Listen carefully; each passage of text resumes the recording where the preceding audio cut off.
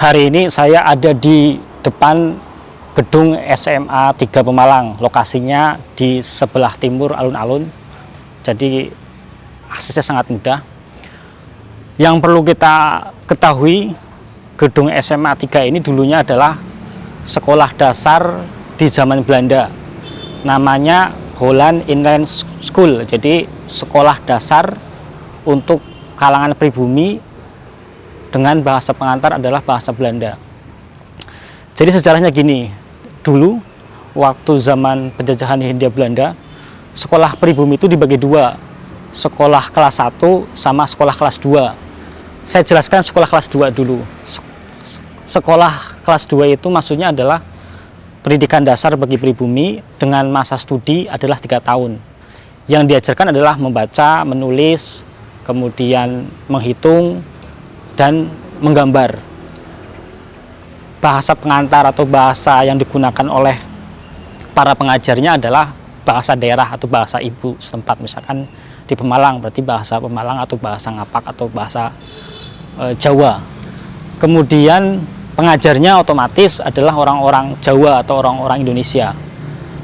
Kalau buku yang saya pelajari, rata-rata gurunya adalah perangkat desa atau kepala desa atau pamong desa. Kebanyakan gedungnya sekolah kelas 2 ini ada di balai desa atau ada di rumah-rumahnya kepala desa.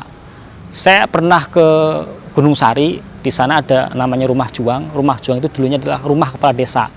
Dan konon cerita dari pewaris rumah itu memang dulu digunakan untuk sekolah desa. Sekolah desa juga dikenal sebagai sekolah rakyat. Jadi itu sekilas terkait sekolah kelas 2 untuk pribumi. Kemudian ada lagi sekolah kelas 1 untuk pribumi. Nah, kelas 1 ini adalah masa studinya ditambah. Yang semula 3 tahun ditambah 4 tahun. Jadi masa studinya adalah 7 tahun. Kemudian bahasa pengantarnya yang digunakan oleh gurunya adalah bahasa Belanda. Nah, ini yang membedakan. HIS atau sekolah dasar untuk kalangan pribumi dengan masa studi 7 tahun dan bahasa pengantar Belanda itu adalah sekolah elit zaman dulu. Jadi yang sekolah di sini itu hanyalah biasanya anak camat, anak kerabatnya bupati, atau anak-anak orang-orang terpandang di wilayah sekitar, atau orang-orang kaya yang punya kedekatan dengan pejabat di lingkungan sekitar. Bahkan saya pernah baca buku, untuk bisa masuk sekolah kayak gini harus dapat rekomendasi dari camat. Dulu namanya asisten Wedono gitu. Jadi itu sejarahnya. Kemudian untuk bisa sekolah di sini, setiap anak itu harus membayar 64 gulden. Sedangkan kalau pengen sekolah di kelas 2 yang cuma 3 tahun atau sekolah rakyat itu cuma bayar 7,5 gulden. Jadi itu sekilas terkait sejarah HIS atau sekolah dasar pribumi di Pemalang. Saya pernah baca bukunya Anton Lukas tentang peristiwa 3 daerah. Di situ dinyatakan bahwa di Pemalang itu ada beberapa HIS. Salah satunya di sini, kemudian di Randu Dongkal. Cuma saya tidak tahu persis lokasi Randu Dongkal itu di mana. Dan kemungkinan paling besar ada juga di Comal, karena dulu juga Comal itu termasuk daerah paling ramai di Kabupaten Pemalang. Tadi saya sudah jalan-jalan ke sana, ke ruangannya juga, ke kelas-kelasnya. Gedungnya masih gedung sangat asli, tinggi banget.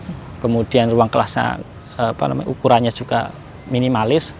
Di tengahnya itu ada bagian aula yang pendopo, itu rumah joglo, sangat menarik. Terus di bagian depan ada beberapa patung kayak Ki Hajar Dewantoro, kemudian ada Era Kartini.